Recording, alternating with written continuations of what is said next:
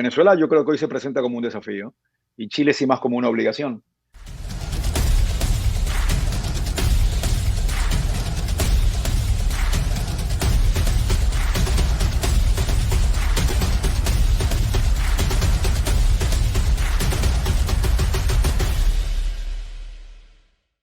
¿Qué tal amigos de Sports Venezuela? Bienvenidos a otra edición de Sports en directo, palpitando la previa de este partidazo que vamos a vivir este jueves entre la selección venezolana de fútbol y su similar de Ecuador en la jornada número 5 de las eliminatorias sudamericanas rumbo a la Copa del Mundo del 2026. Ya hemos hablado bastante de la Vinotinto y un poquito de Ecuador y queremos hablar un poquito más del rival, conocer un poquito mejor a la selección ecuatoriana que viene a jugar en la Copa del Mundo, que viene a pesar de tener 3 puntos menos por ese castigo que recibieron, remontando la cuesta en estas eliminatorias y viene a enfrentar a Venezuela en una doble fecha muy interesante que cierra el año para Sudamérica. Para eso contamos con la presencia del colega Diego Arcos, que nos acompaña desde Ecuador, y también Francisco Rodríguez, quien vivió en Ecuador, por cierto, y tiene Así también mucho mismo. conocimiento del fútbol ecuatoriano. ¿Cómo están, Diego y Francisco? Bienvenidos. Contento de poder compartir con ustedes y hablar un poco de lo que se viene para que siempre sea la audiencia la que tenga mayores argumentos de lo que van a ver y que lo puedan ver mejor, que lo disfruten mejor. Así es, esa es la idea. Francisco, nuevamente bienvenido. Ahora a hablar de fútbol un rato por acá. Sí, siempre hablamos de béisbol generalmente, pero cuando toca hablar de fútbol, como es el caso, y como tú lo mencionabas, pues estuve un buen tiempo allá en Ecuador, más de 5 años. Ah, De hecho, bueno. mi hija es ecuatoriana, así que yo puedo Bueno. que me O sea que ponga la camisa de estás Ecuador también. dividido, Francisco. Sí, señor. Y ahí tuve la fortuna, pues, de conocer a Diego, y porque dije, bueno, ¿por qué no invitamos a Diego a hablar un poco de esta selección, ¿no? Ya era hora, si no me llaman a hablar de pelota, por lo menos ya era hora, ¿no? Ah, bueno, ya sabemos que Así tenemos mismo. a alguien más para hablar de béisbol también. Y De para hecho, hablar de los estábamos Tigres de Aragua, también, para también. hablar de los Tigres que los Puedo conoce contar bastante. algo de los Tigres si quieren con Sean Dunston Jr. después, pero después. Bueno, después no, ¿por qué no nos cuentas rápidamente de eso? Y aprovechamos y para Estuve que la gente involucrado entienda un directamente poco. en esa transferencia yo, ¿Por qué? Cuéntanos. porque Sean Dunston Jr. pertenece a la agencia AMG, Ajá, y esa agencia trabaja mucho en Latinoamérica con un grupo en el cual yo estoy. ok. Entonces me pidieron desesperadamente que consiga algún nexo para que pueda jugar en Venezuela. Hice un par de llamadas y afortunadamente creo que hoy debota Sean Dunston Jr. Ojalá le vaya bien por el bien de todos. Pero ahí hay muchos peloteros que en el futuro, cuando sepa, les cuento quién podría estar yendo a tal equipo en Venezuela. En este momento la apertura es con los Tigres de Aragua, vía Orber Moreno. Mira, Excelente, y claro, excelente. porque además la relación de Diego ahorita con Orber, que es otro que se ha acercado mucho a Ecuador, y la gente dirá, bueno, y en Ecuador que se juega pelota. Sí, bueno, pero este señor que ustedes ven ahí jugó pelota en Venezuela. Y no la pelota la más grande de fútbol, sino jugó béisbol en Venezuela. Así que ya ustedes saben. Eso es harina de otro costal, y lo Otro tocaremos más programa, el adelante. día que yo me muera, entierran mi cuerpo en Ecuador y mi corazón en Venezuela, en Maracay. Ay, ay, Qué ay. bonito, en la ciudad Jardín, Sí. hermosa, Maracay. Bueno, ya hablaremos de béisbol entonces, tenemos muchas cosas que contar por ahí, pero vamos a enfocarnos en este duelo Venezuela-Ecuador, jornada 5 de las eliminatorias sudamericanas. Interesante, Venezuela con un buen comienzo, Ecuador también, si no tuviese ese castigo de 3 puntos, tendrían ambas selecciones 7 puntos en estos momentos, 2 victorias, un empate, una derrota en los primeros 4 partidos de esta eliminatoria. ¿Y cómo llega Ecuador, Diego? Porque viene de un proceso muy interesante que lo llevó hasta la Copa del Mundo y en la Copa del Mundo nos quedamos con esa sensación de que pudo incluso haber avanzado un poco más, ¿no? Le tocó un grupo complicado con Senegal, con Países Bajos, pero daba esa sensación que era de las de Sudamérica, quizás incluso de las que más bonito jugaba también, ¿no? Que le daba esa intensidad interesante con un equipo que tiene muchas figuras que están ya en equipos importantes, incluso en el fútbol europeo. ¿Cómo llega esta selección de Ecuador a este duelo contra Venezuela? Mira, yo siempre digo que es cómo esté el equipo en sí, los que van a saltar a la cancha y lo que te dice el entorno y lo que tú puedes escuchar o leer o percibir. Yo te puedo decir que en los más de 30 años que tengo haciendo periodismo deportivo, es la primera vez, o por lo menos es la ocasión en que veo mayor cantidad de inseguridad y respeto a Venezuela. Ujú. En otras ocasiones decía, no, estos son 3 puntos, no, esto es fácil, no, aquí no pasa nada. Pero tomando en cuenta lo que ustedes bien mencionaban, las últimas salidas e idas a Venezuela, donde Venezuela ha ganado y ha sumado, y el buen momento de Venezuela, no hay una esperanza intensa, más se están preparando para jugar contra Chile en Quito y sumar 3, y si pueden pescar algo en Venezuela, en Maturín, a buena hora. Que no esté Pervis Estupiñán, que a mi criterio es la bujía del equipo en cuanto a salida por izquierda constante.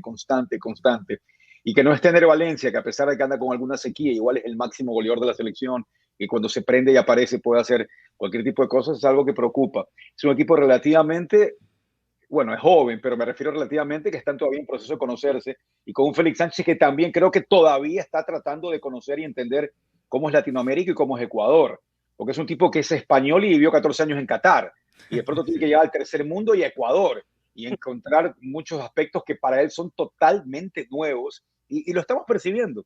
Nos estamos dando cuenta que él todavía está tratando de entender y de darle lectura a muchos de estos jugadores. Recuerden que él los ve 3 o 4 días y ahí no los vuelve a ver. Entonces, ya se notó en los últimos partidos que se demoraba en hacer cambios y uno se decía que será que no los conoce, que no entiende. Así que cada partido tiene y trae un porcentaje de enigmas de lo que puede ocurrir. Pero hasta ahora el resultado, Diego, de lo que ha mostrado Ecuador, como destacaba Alejandro, en estas eliminatorias ha sido positivo, porque han escalado rápidamente pese a no contar con 3 puntos o contar con -3 al principio de las eliminatorias. Y el resultado frente a Argentina no fue tan malo como pudiese haber sido, quizás. Sí, este juego frente a Venezuela representa un reto por lo que ha mostrado Venezuela frente a Ecuador en casa, pero creo que igual la valoración pudiese ser más hacia el lado positivo, ¿no? Pese a no conocer, como tú dices, el técnico completamente a sus jugadores, como sí, evidentemente tuvo más tiempo de conocer al Faro. Esto es cualitativo y cuantitativo, ¿no? Si te pones a ver la tabla de posiciones y los puntos, dices, bueno, han sumado, empezaron con -3 por una sanción y de pronto se quieren meter ya en el combo de la pelea, pero cuando vas ya a lo cualitativo y te pones a ver el rendimiento, te cuesta entender que teniendo algunos jugadores que tienen buen pie y mucho talento y mucha virtud, no logran encontrar una fórmula importante para que el equipo rinde y juegue como sí creo podría hacerlo. No quiero sonar muy arrogante y creer que Ecuador es la mamá de Tarzán. Es un equipo importante de segunda categoría queriendo meterse a la primera y la élite del fútbol. No lo ha hecho, pero sí puede jugar mucho mejor. Entonces uno se preocupa hasta qué momento el fútbol, justo ayer debatíamos eso, que es uno de los deportes en los cuales puedes jugar mal y ganar. Eso no pasa en otros deportes, ¿eh? Sí, Pero en el fútbol puedes es jugar verdad, mal y es verdad. ganar. ¿Hasta qué punto vas a llegar? ¿Hasta qué punto te va a durar el no jugar bien, no tener tu mejor presentación y seguir sumando? En un momento tiene que juntarse la fórmula para que empieces a ganar. Entonces, cada fecha es una nueva prueba. Cada fecha es, bueno, vamos a ver qué trae ahora. Y tomando en cuenta la irregularidad también de toda esta eliminatoria, uno nunca sabe. Puede que Venezuela, que viene embalado, de pronto tenga un bajón y le pase lo mismo a Ecuador, que venía mal y de pronto despierte. Por eso es linda esta eliminatoria. Yo digo que es la que te da más chances de clasificar, pero es muy competitiva. Yo no comulgo eso que son las más difíciles del mundo, porque con tantos cupos para clasificar, aquí hay muchísimas alternativas, pero sí es la más competitiva y tal vez más geográfica en dificultad. Así que sí, el percibir general es de que ha logrado sumar, pero no ha jugado bien. Y ese juego frente, perdón, Alejandro, ese juego frente a Colombia, justamente creo que se vio algo de eso, ¿no? Donde Ecuador jugando como local debía quizás mostrar un poco más, y no fue así frente a Colombia. Se va con un empate que deja digamos, un sabor amargo, ¿no? Al final de cuentas. Yo creo que fue el peor partido de Lara Félix Sánchez, el de peor rendimiento, un Ecuador que fue muy limitado, muy timorato, los cambios no fueron agresivos, no fueron a tiempos, no era el equipo que estábamos acostumbrados a ver. Entra nuevamente el debate si la altura le está afectando igual a los jugadores, porque ya nadie de ese equipo es de Quito, ya se dio cuenta Félix Sánchez y empieza a convocar jugadores de altura que seguramente serán titulares en Chile y habrá unos cambios que irán seguramente en Venezuela. Ayer ya dijo que Pérez Estupiñán, que juega como central y como carrilero por izquierda en el Bayer Leverkusen, podría ser utilizado como carrilero en la selección, algo que nunca ha hecho, porque siempre ha sido central. Entonces, yo creo que hasta el mismo Félix Sánchez se da cuenta, estos jugadores no corren igual aquí, algo pasa, y es que es real, fisiológicamente ocurre y pasa eso. Ecuador te mataba antes en la altura, cuando tú enfrentabas una selección que tenía 8 jugadores que vivían en Quito. Entonces ahora es distinto. Y cuando dices eso, se activa otro problema, que es el del regionalismo. Mucha gente de Quito dice, dicen eso para que la selección salga de Quito. A mí me da igual donde juega, que jueguen en Manta, Quito, Guayaquil, Galápagos, donde quieran. Pero lo que ocurre es que es algo que es real fisiológicamente. Entonces todo eso entra en debate al momento de entender por qué no están jugando bien y por qué no rinden bien. Si es la altura, si es el técnico, si es el nivel de los jugadores, en fin, todo eso ahí es parte de eso. Pero sí, como tú dices, Francisco, contra Colombia fue un partido muy limitado, un rendimiento tremendamente modesto, por no ser maleducado y decir malo y terrible, pero la gente espera que mejoren y Ecuador tiene este aspecto a veces un poco que se adapta un poco al color del equipo. Es camaleónico, le digo yo a Ecuador. Cuando tiene que jugar con una selección que está en un bajo nivel, como que se pinta ese color, y cuando tiene que jugar contra una selección de gran nivel, como con Países Bajos en el Mundial, de pronto ves un equipo que resurge y juega bien. Así que esperemos que se contagie lo que ha venido haciendo Venezuela, y son muy bonitos partidos. Tiene pinta de serlo, porque estaba viendo el calendario de Ecuador y ha sido un comienzo complicado, ¿no? Argentina, Uruguay y Colombia, que son tres de las selecciones Sí. que mejor juegan en este E momento. ir a La Paz con Bolivia siempre igual va a ser uno También, bravo. ¿Eh? claro, claro. Entonces fueron 4 partidos complicados. Incluso si vemos el comienzo de estas eliminatorias, Brasil no ha estado al nivel para mí de Argentina y Uruguay, por ejemplo. Y la propia Colombia viene jugando Yo bien creo que también. Brasil no termina segundo en esta eliminatoria, aunque el experimento del Chelotti va a ser interesantísimo para hacer un documental y ver cómo va a ser eso, pero yo no creo que termine, va a clasificar, pero no creo que segundo. Bueno, está interesante. A lo que voy es que ahora a Ecuador le toca Venezuela y Chile, y pareciera una doble fecha en teoría un poquito más accesible de lo que ha tenido antes, ¿no? En estas primeras 4 fechas, porque realmente han sido 4 fechas divididas en 2, con este duelo con Venezuela y Chile, ¿no? Pareciera que aquí pudiese sacar un rédito importante para terminar, encaminarse, ¿no? A esa clasificación al Mundial. Sí, yo creo que lo puedes ver de esa manera sin lugar a dudas, pero yo creo que hay un factor importante, que es el cómo terminas el año, en la parte emocional. O sea, Sí. me voy a ir al descanso hasta el marzo que viene, que creo que son las próximas fechas, algunos meses, fiestas y todo, viendo la tabla, y que eso sirva como un analgésico importante. Voy a ver la tabla de posiciones y voy a estar relajado y feliz, o voy a estar perturbado y estresado. O sea, adicionalmente de los puntos es cómo vas a ir trabajando tu paz mental o tu estabilidad hasta el próximo partido cada vez que veas la tabla de posiciones. Claro, porque además está la pausa de la Copa América, ¿no? Hay que recordar, la próxima fecha eliminatoria ya será a finales de año que Septiembre. viene. Sí, sí, hay fecha FIFA en marzo, pero suponemos que será para prepararse ya de cara a Cierto, esa Copa me había América. olvidado la Copa América, ¿cierto? Que también va a ser interesante para varias Sí, selecciones, ¿no? Porque hay muchas que están en total. este proceso de comenzar nuevamente. Adelante, Francisco. Ahora, en el caso de las bajas, Ecuador, como comentábamos, sin Ener Valencia, ya lo destacaba, sin Estupiñán, sin Joaner Chávez, sin Moisés Ramírez y sin Carlos Grueso por acumulación de tarjetas, el resto por lesión. Y se hablaba de Leonardo Campana, que puede ser uno de los titulares en reemplazo de Ener Valencia, un joven que pensaría yo, Diego, que podía haberse catapultado más en esta selección y no ha sido así, el jugador del Inter Miami. ¿Cómo lo ves tú, esta incorporación de Campana, y si crees que va a perdurar en el tiempo? Campana apareció en la órbita del fútbol ecuatoriano en un sudamericano en el que termina siendo goleador, y Ecuador es campeón. Luego van a un mundial y quedan terceros en una generación que para muchos le dicen la generación dorada, pero yo digo que todavía no han sellado lo de generación dorada, como podríamos decir del básquet argentino. Algunos ya están empezando a consolidarse, pero todavía no explotan del todo arriba. Y Campana ha estado siendo muy modesto, es un jugador muy profesional, muy humilde. Ha tomado una ruta de Inglaterra, Portugal, Suiza, hasta que llegó a Estados Unidos, donde yo creo que empezó ya a adaptarse en el Inter Miami. Y cada vez que lo llamaban a selección ecuatoriana de fútbol, no tenía buenos partidos, no tenía buenas performances, y creo que por eso empezaron como a darle chance a otros. Ahora llega, creo yo, un momento en el cual él ha sabido asimilar muy bien todo esto. Yo creo que es un chico realmente profesional. Y vamos a ver, tiene una oportunidad de lujo para poder demostrarlo. Creo que llega motivado, creo que después de lo que le tocó vivir en el Inter, y todos sabemos con Messi, cualquiera debe estar muy motivado, y él debe haber absorbido mucho eso, es muy permeable. Y creo que es el indicado, o es muy justo que se lo haya llamado. De ahí, en cuanto a Grueso, que es un jugador que te ofrece tanto en una selección, pero es muchas veces criticado, y eso es lo que yo no comprendo. En ese puesto de volantes centrales, Ecuador tiene mucho. Entonces uno dice, no me preocupo. El lateral por izquierda es un dolor de cabeza. Es un dolor de cabeza porque Pervis Estupiñán es de los mejores del mundo en ese puesto, y Ecuador no ha podido encontrar un reemplazo. El reemplazo era Palacios, que juega en el LAFC, y cuando lo convocaron para unos amistosos no llegó. Y desde ahí se marcó un divorcio entre Palacios y la selección.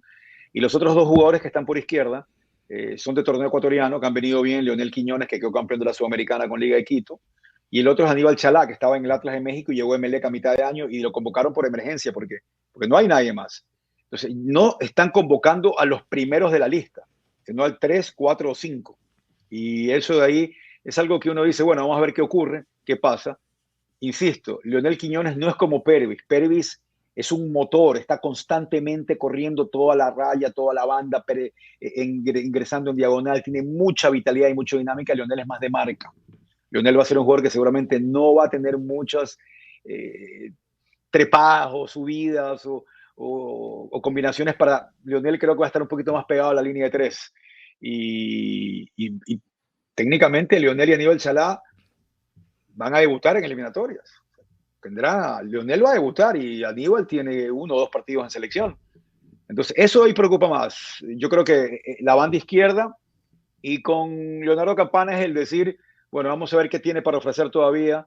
Tiene mucha experiencia, tiene muchas ganas y a ver lo que ocurre. Pero para mí no es la línea de volantes ni quién vaya a jugar de 9, sino quién vaya a estar por izquierda. Ahora, Diego, y viendo lo que ha hecho Sánchez, ¿no? Al frente de la selección, ¿cómo piensas que va a afrontar esta doble fecha? Porque ya mencionabas que quizás se enfoca más en el partido en casa ante Chile que este primer enfrentamiento contra Venezuela fuera de casa. ¿Lo ves así? ¿Crees que va a ver si rasca algo fuera y no enfocarse más en Venezuela que en Chile? ¿Crees que ven desde Ecuador a Chile como un rival más accesible quizás en el papel, sobre todo porque es en casa, que a la Vinotinto fuera? No, yo creo que lo toma más como la ventaja de estar en casa, Ujú. básicamente. Básicamente, desafíos u obligaciones. Venezuela yo creo que hoy se presenta como un desafío y Chile sí más como una obligación. Porque Ecuador creo yo que al hacer su matemática y su tabla a decir, tenemos que como sea terminar con 3 esta doble fecha, 3 puntos, ¿no? Ujú. Dando por hecho, bueno, salí de visitante y no lo logré allá donde están cayendo grandes equipos, pero creo que sienten que tienen algo más de ventaja en el partido en casa, sin lugar a dudas. Y además tomando en cuenta ese récord, de hecho, ni siquiera por el momento actual de la selección venezolana, sino en el historial, en 8 juegos en eliminatorias, Ecuador tiene solo 2 victorias en Venezuela, 2 victorias, 2 empates y 4 derrotas, jugando en Venezuela. Y ese último triunfo de Ecuador fue el 17 de noviembre de 2015 con un marcador 3-1. O sea, En Maracaibo. ha pasado un buen rato. Entonces, y vaya que las condiciones son distintas, evidentemente. De hecho, lo más parecido, creo que si comparamos las alineaciones titulares, fue esa última victoria en 2021 en Caracas, Ujú. donde marcó Eduard Bello, que hoy por hoy está jugando también en la selección, Darwin Machís, marcó Ener Valencia, abriendo en ese juego por Ecuador, y es lo más aproximado a lo que tenemos. Pero tú hablabas del reto que representa en estos momentos Venezuela, y esa es una duda que quizás queda para muchos, ¿no? ¿Cómo se empieza a ver que ya en este arranque de las eliminatorias, y creo que desde el juego en Brasil, se empezó a marcar un antes y un después, cómo se empieza a ver a esta selección venezolana desde afuera, desde yo como periodista ecuatoriano y en Ecuador, el fanático, cómo siente eso? Yo soy una persona que vive siempre con la premisa de que no es cómo inicias, sino cómo terminas. Es una línea que muchas veces se debate en todos los deportes y para algunos dicen, vale muchísimo, no vale, si sirve, es real, no es real, no sé. Yo te voy a contar algo. Ayer, en la señal de D-Sports, en la que nosotros estábamos en vivo con Maturín, con nuestros periodistas que tenemos en Maturín, empezamos la conversación con 3 personas en estudio en Ecuador y 2 en Venezuela, y terminamos hablando, el tema fue si Venezuela clasifica al Mundial o no. No Ujú. terminamos hablando de cómo va a alinear Venezuela, ni cómo va a alinear Ecuador, de cómo va. No. Y Venezuela va a clasificar al Mundial. Y se armó el debate, era sobre eso. Y todos decían, va a clasificar, tiene que clasificar, es ahora o nunca. Sí. Entonces, ¿cómo lo perciben? Lo perciben de esa manera. Y de hecho, otro tema que se conversa bastante aquí, a manera jocosa, pero real, es que cuando Venezuela haga un gol el día jueves, si lo logra, se lo va a gritar en Ecuador durísimo, ¿eh? Por la cantidad de hermanos que tenemos acá, ¿no? O Sí, sea, se sí, lo va a sí, sí. gritar igual. Ya pasó en Entonces, Chile hace poco. sí, yo creo que Venezuela tiene y debe clasificar. Creo que es una generación que está consolidada, que creo que es la que llega en momento indicado, con un Rondón que tal vez muchos dirán está de salida, pero ofreciendo todo lo que tiene con la gente que está acá. Yo creo que creen en ellos, que es lo más importante. Creer en ti. Ya no escuchar todo lo del pasado y que tampoco te digan que es porque van 6,5. Cuidado y entre los 4, ¿ah? Pero yo creo que sí. ¿Cómo lo perciben? Que va a clasificar, que están jugando en un gran momento, pese a que son 4 partidos y que esto todavía tiene mucho por jugarse. La percepción general o mayoritaria es esa, así se la percibe. Sí, y además es una eliminatoria que al ser tan larga hay muchos momentos, ¿no? Le pasó incluso a Ecuador hace poco, ¿no? Arrancó una Para Rusia, eliminatoria, acuérdense. sí, Y comenzaron, bueno, 12 de con, 12, si mal no recuerdo, ¿no? Los con primeros todos los 4. Oye, hierros. te cuento una anécdota. Así como estoy hablando con ustedes ahora, Ujú, cuando arrancó de 12 Ecuador, yo creo que hice nota con 3 países distintos. ujú. Uno fue Colombia, recuerdo, Uruguay y México. Hablando de que ya Ecuador está, y yo ultra modesto, prudente, le decía, aguanten, aguanten. Y es que nadie se lo creyó, por si acaso. Nadie se lo creyó. Fue increíble, sí. Sí, Ahí no Claro. valió, ahí valió mucho que no es como inicia, sino como termina.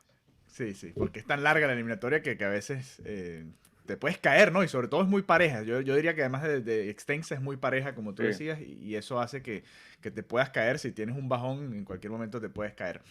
Interesante este planteamiento. Obviamente Venezuela llega con 7 puntos, a Ecuador con 4. Vamos a repasar rápidamente aquí la tabla de posiciones para que la tengan ahí en pantalla. Ahí lo pueden ver.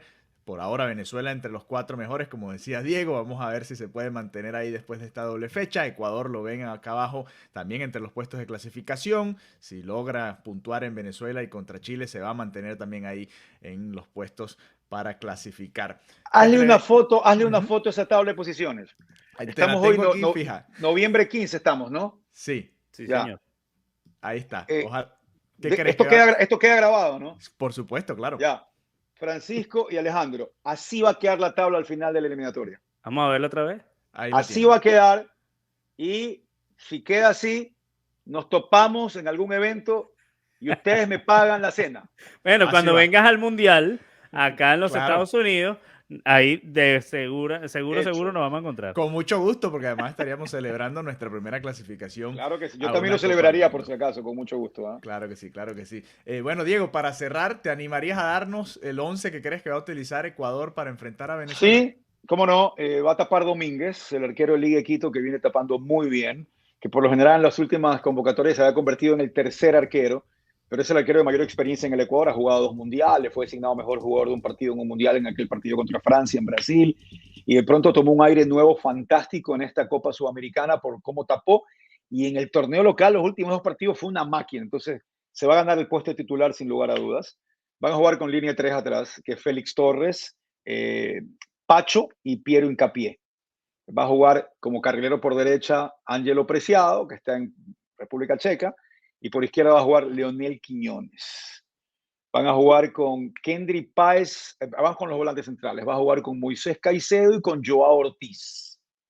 Moisés Caicedo del Chelsea, y de ahí van a jugar con Kendry Páez también como volante, Ujú. Campana y Kevin Rodríguez, que creo que es como van a jugar la selección. Si tú le preguntas a cualquier persona aquí en el Ecuador qué opina esta selección, te van a decir, podría ser mejor. Y sí, es un equipo con algunos alternantes, pero alternantes de muy buen nivel. No, interesante lo de Páez también, ¿no? Que viene de ser la sensación y vamos a estar todos muy pendientes Me también de preocupa un cómo... poco lo de Paz. Yo siento ¿Por aquí qué? que la gente Cuéntame, cuéntame. habla de Kendrick Páez, que hablan de Kendrick Páez, es como que sintieran algún tipo de orgasmo cuando lo mencioné. Digo, calma con el muchacho, calma, tiene 17 años, calma con él, poco a poco, pero definitivamente en el partido contra Uruguay todos nos caímos para atrás como Condorito cuando lo vimos en la alineación principal. Nadie lo creía. Y el muchacho respondió. El muchacho respondió y no tiene miedo y sale y encara. Vino el debate si debería estar en el Mundial Sub-17 en esta hora de Ecuador y Ujú. Venezuela. Y no, se queda con la grande. Y sí, es bajo cualquier punto de vista impresionante, pero asimismo hay que saber llevarlo mucho porque las emociones aquí a veces se manejan muy distintas. Y con él hay que tener un cuidado extremo por la edad que tiene y por el entorno. No, y además a nosotros nos pasó algo similar con David Martínez. Estaba ese debate Ujú. si debía ser convocado a la de mayores o ir a jugar la Copa del Mundo y está ya, lamentablemente por lesiones musculares no ha podido dar el 100%, pero está viviendo esa experiencia que es estar en un mundial, ¿no? Que también es muy valiosa y además es un proceso. A veces la gente quiere apurar mucho el proceso de estos jugadores y como tú decías, tienen 17 años apenas, ¿no?